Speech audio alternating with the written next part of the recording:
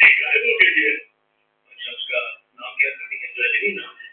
IT company में engineering का काम करती है। पिछले बुधवार को ऑफिस के लिए घर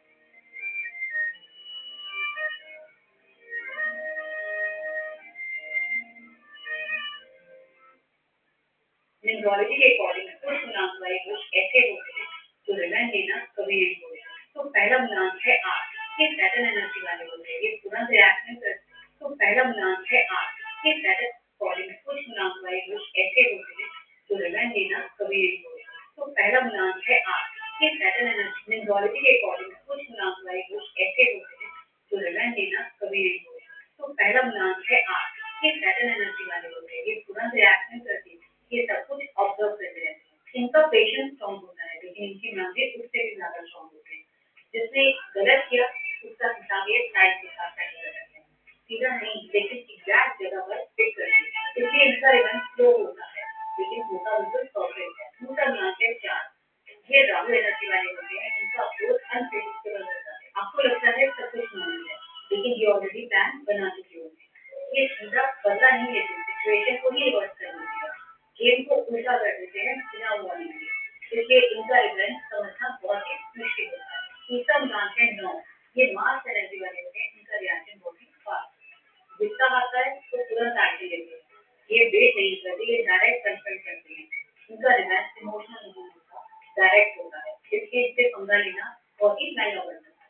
ये लोग माफ कर देते हैं लेकिन ये भूलते नहीं, और जब वक्त आता है तो ये जवाब जरूर देते हैं। इन तीन गुणांक में से आप कौन से हो, और सच बताओ रिजल्ट लेना